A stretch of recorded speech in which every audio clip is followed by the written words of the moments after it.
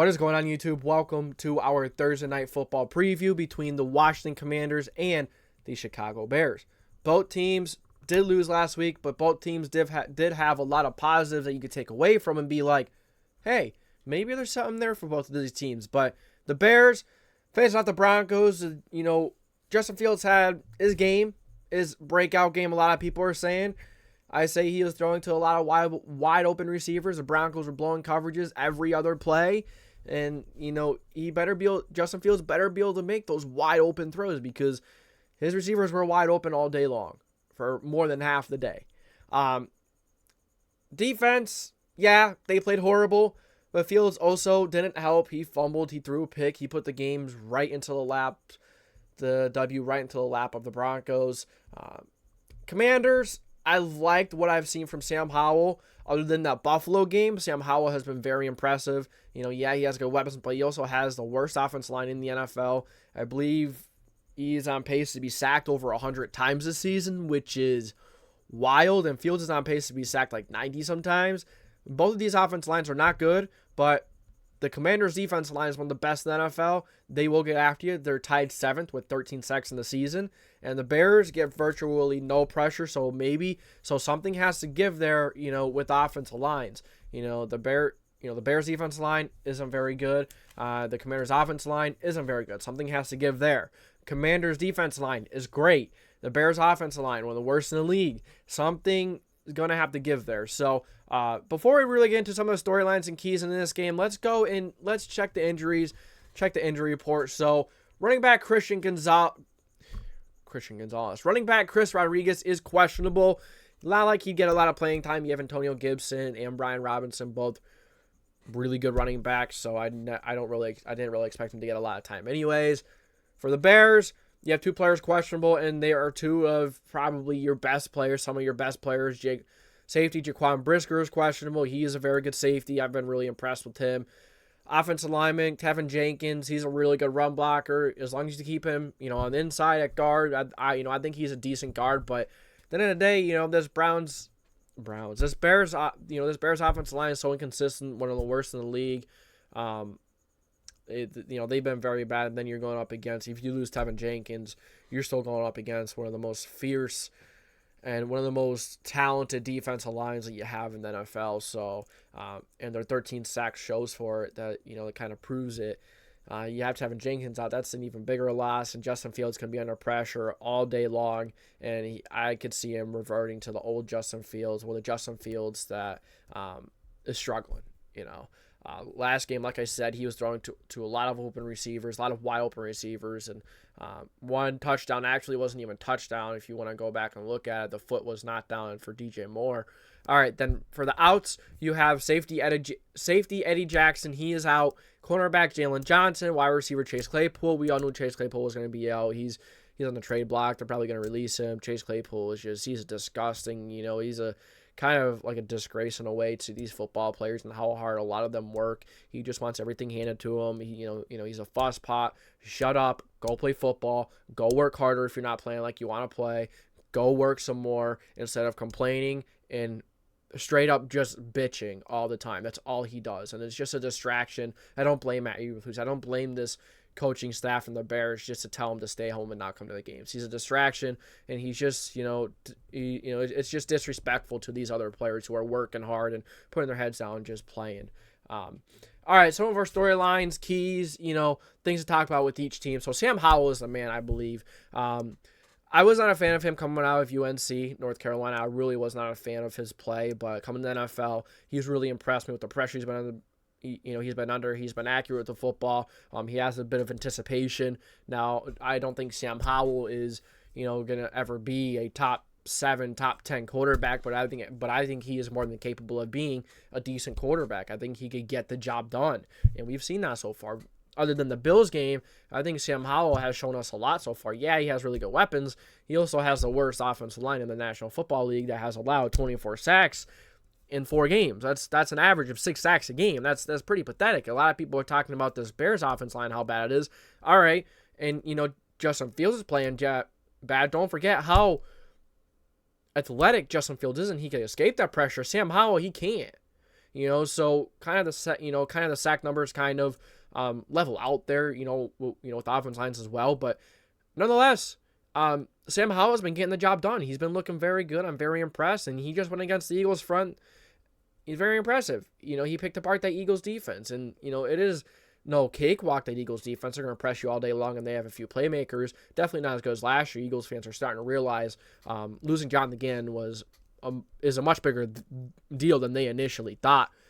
So Sam Howell, he's been the man. He's been very good. And, as long as he could take care of the football, make the throws he's been making, the Bears don't really have a good defensive line. They can't really get pressure, so he's going to have more time than he did versus the Eagles. I don't see why Sam Howell cannot pick this defense apart. Jahan Dotson, Terry McLaurin, Curtis Samuel, and also, running the football. They have a great 1-2 punch at running back. And we've talked about the Bears defense is absolutely horrible. It's dreaded. It's pathetic. It's they can't stop a nosebleed. You could blame the defense for last week's loss, but you also have to blame Justin Fields in this offense. And a lot of people are blaming Matt Eber. Well, a lot of people are blaming the coaching staff in general. I don't think it's the coaching staff's fault. I don't see it. I've seen open receivers all season long for Justin Fields. He's not reading the field right. We'll get back to that in a minute. But the Commanders have a great 1-2 punch. And last week, the Bears allowed 72 rushing yards to Jaleel McLaughlin with a 10.3 yards per carry. Yeah, and it's not like the Broncos have a great offensive line. We never knew who Jaleel McLaughlin was going into this football game. And now you're playing Brian Robinson. Now you're playing Antonio Gibson, two very talented running backs. It could be a long day on the ground. And it's going to limit the opportunities Justin Fields in this offense gets. And if Justin Fields turns the ball over a couple of times, that's just once or twice, that's it. I don't see the Bears getting a shot. They have to take care of this football tonight. And I know the Commanders' offense line is one of the worst, but the Broncos' offense line isn't great. Yet they allowed 10.3 yards per carry to Jaleel McLaughlin. Over 9, 7, 8 carries, something like that. It's pathetic. All right, the receivers. The receivers will get open for Washington. As we've seen, Jalen Jones is out. Eddie Jackson is out. I think Eddie Jackson is in the twilight of his career. He's not what he once was. He's just not getting the job done. But the receivers will get open. Terry McLaurin, Curtis Samuel, they get creative with them too. They have them on some jet sweeps, and this Bears defense, not very disciplined, not a very good defense. And the Commanders are going to throw a lot at them with putting Curtis Samuel at the running back position once in a while, putting him in the slot, running some jet sweeps, some outside runs like that, some trickery. It's not really trickery. It's, just a jet sweep. But the receivers will get open. They will get a lot of yards. Sam Howell will put the ball in the money. He put a lot of passes on the money last week versus the Eagles, and I was very impressed with the big-time throws he made down the stretch. Sam Howell is very impressive. On the other end, Justin Fields, he just ain't it, man. Look, last week, I was impressed. And if he can continue that, I will be impressed, and I will continue to change my mind. But right now, I am set in stone. I am willing to die on this hill that Justin Fields ain't it. He's not. We've seen throughout the first couple of weeks, Fields has played some pretty decent defenses that can, that's going to make you throw some tight coverage throws, tight windowed throws, and Fields couldn't do it. He couldn't do it. This game versus the Broncos were blowing coverages every other play, throwing to wide open receivers all day long. He did make a couple of nice throws to some, more tighter coverages, but even the one touchdown he threw to the end zone to DJ Moore, that was a nice throw, but still it wasn't really a touchdown. It wasn't. And throughout the first 3 games, he had he had a combined 3 touchdowns to 4 interceptions. And, versus the Packers, 64.9 completion percentage. That was the best, before going to Denver. Other than that, versus the Bucs and the Chiefs defenses, who are, those are some pretty good defenses. 55 completion percentage, 50. He threw for 99 yards in 1. And then he threw for 211 in 1. His quarterback rating still wasn't strong. Still wasn't great versus Denver. It was 69.7, which is all right. It's, it's much better. But then you look at the Chiefs, it was 17. not the Broncos, the Buccaneers, it was 23.9. The Bears, 21.6. Quarterback rating was 132.7 versus the Broncos, which is very good. But let's be honest, man. Down the stretch of the game, he fumbled once. He threw the interception, which basically put the game in the Broncos' laps. It made the Broncos' games to lose. If Justin Fields doesn't turn the ball over and if he could get a couple of first downs within those couple of drives, the Bears would have won. And let's not use the excuse that he doesn't have weapons. DJ Moore is a number one receiver. He is an incredible receiver. Darnell Mooney, he's a big play threat. He makes nice plays. You have Cole Kmet on the inside. So I don't understand where people are coming from this argument where he doesn't have weapons, where the coaching is bad. It doesn't make sense to me. It doesn't whatsoever. And, I get it. The offensive line has been horrible. I understand. But on the other hand, Sam Howell has been sacked 24 times. That is 7 more times than Justin Fields has been. And Justin Fields can run around like crazy. He's got athletic, he's very athletic. He has elite athleticism. Howell, he's athletic, nowhere near Fields. He can't run around with, like a chicken with his head cut off in the backfield and just pray that something gets wide open. No. Sam Howell has played better with the worst offensive line. Now, he does have some good weapons too. But let's not act like Fields doesn't. Let's not act like Sam Howell does. Let's not act like Sam Howell has the best coach in the world. He has Eric Bieniemy as, at OC, which, he's with the Chiefs for a little while. Now he's with Howell. He's making Howell look pretty good. But coaching isn't an issue. Coaching isn't the issue. I'm telling you that right now. It doesn't seem like it. I could be wrong with the coaching part, but at the end of the day, I see receivers open quite often. Even before the Broncos game, I was seeing receivers get open. I was seeing DJ Moore getting open. I was seeing Darnell Mooney with the little windows. It's just like, they can't get the run game going, and I don't see it. Fields ain't him. He isn't it. He had that really good game versus the Broncos, and if he can continue it, awesome. Nice. I want to see these young quarterbacks. I want to see these guys make it. But from what I've seen so far, I am not sold on Fields. He doesn't see the field good. His accuracy is inconsistent. And when he has to throw into those tight window throws, when he doesn't see a receiver wide open, he says, "Hey, let's just throw it here. Let's just throw to a different spot." No, when he sees a receiver wide open, he is a thrower, not a passer. That's what Justin Fields is. And a passer throws his receivers open. Justin Fields throws to open receivers. That's Justin Fields. And, he's very athletic and he has big playmaker ability. He does. But throwing the football and quarterbacking, it's not there. It's not there yet. And yeah, he had one good game here, but this is his 3rd year.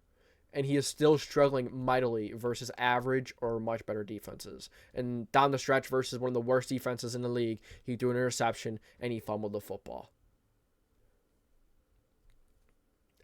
I just don't see it. I don't see it in Fields. Defense is horrible. The defense is dreaded. The defense allowed the Broncos to get into that game. Justin Fields ultimately allowed the Broncos to finish that comeback off by fumbling and throwing the pick. But the defense was horrible. It is absolutely horrible. It's dreaded. There has only been one game where this defense has allowed their opponent under 30 points. That is versus the Buccaneers. The Packers scored 38. The Chiefs scored 41. The Broncos scored 31. And the Bucs scored 27. The defense is pathetic, and they cannot stop the run for the life of them. They can't. They have been horrible against the run, against running backs in general. Like I said, Jaleel McLaughlin had 10.3 yards per carry on 7, 8, 9 carries. I don't know. But that's pathetic. That's horrible. A running back that we really didn't know before that game. Yeah, Javonte Williams, he's struggling with an injury right now. Jaleel McLaughlin stepped in, no issues whatsoever, ran all over them. So it's rough, man. It's rough. That defense is horrible. It's probably just about as bad as the Broncos, if not as bad. So they should be able to get something going on offense. They should. That's if Justin Fields is what everyone's saying he is. He had that great game last week. And if he has a great game, I will eat crow. I will, own up to it like a man. But from what I've seen so far, I don't see it. And the offense should still be able to get something going. The Washington Commanders secondary, their defense in general, has not been great. It has not been very good. So you're playing another poor defense, but this time you're going to be pressured all day long by the Washington Commanders front. And we're going to see how he does under pressure. We're going to see how he does under pressure all game long. All game long. But they still be able to get some passes to DJ Moore, Cole Kmet. You should be able to get some good plays off and get some offense going. You should at least you should be able to get some runs going with Justin Fields, but it's not going to be easy. But you know what? This is this is a big game for Justin Fields for me. It's a big game. I've already made my decision. I don't see Justin Fields as it. He may not have a great situation, which a lot of people are saying. Besides his offensive line, I don't see too much of an issue. The running back room is fine. Khalil Herbert is fine. Rashad Johnson is fine. And at tight end, you have Cole Kmet. Receivers, like I already mentioned, you have DJ Moore, and you have Darnell Mooney. Money with 2 O's. You have weapons outside of the offensive line. I just don't see it in Fields. I don't. So, if they could get a little bit of offense going, all right, I could see them getting a shot if Justin Fields can continue to play the way he did last week, but actually throw some tight window throws, throw into some tight coverage and complete it and put it only where his receiver can get it. Okay, we're making progress. But this is his 3rd year, and he still has not shown that he is a guy. His 3rd year. A lot of quarterbacks don't get a 3rd year. A lot don't. Most don't. And he's not showing like he's been in the league for 2 years. He's still making critical mistakes and big-time moments. All right. My final score prediction for this game is the Washington Commanders beating the Chicago Bears 31-23. I can see the Bears ripping off a couple of big plays on offense. Maybe Justin Fields throwing a nice pass to DJ Moore and him making a few guys miss. Maybe you throw a bomb. Maybe he gets a couple big rushes on the ground. I can see them score. I can see them putting up a bit of points, but I'm not sure if they could put up 23. And while on the other side, you're playing a young quarterback who is poised, accurate, making big-time throws in his 2nd year with the worst offense line in the NFL, still making big-time plays. He has weapons as well, but Sam Howell has done much better than Justin Fields. I would 100% take Sam Howell over Justin Fields. Sam Howell has been very good. He's been making big-time throws. He did struggle in the Bills game, but he moved on. The next game, he came right back in and said, yeah, no, that's not going to keep me down. I'm going to keep fighting. Howell has been impressive. And that's the difference. That's the difference in this game. Both defenses aren't great. Neither offensive line is very good. Both quarterbacks have some good weapons. But the quarterback that's going to make the difference, it's going to make the few extra big-time throws, is Sam Howell. Thank you, guys. That's all I got for you guys today for our Thursday night football preview. Any last thoughts, anything that you want to ask, comments, questions, concerns, drop them. It's a premiere. You guys talk it out with each other. There's a Discord. Join the Discord. You guys can talk about it on the Discord. It's a great place to be for the community. But that's all I got from you guys today. This is the JDW Sports Talk Show, and I hope you enjoyed it. If you did, make sure to like, subscribe, put the post notification bell on so you don't miss any future videos, premieres. We do this every Thursday night and Monday night football games. So that's all I got for you guys today. It's the JDW Sports Talk Show. Signing off.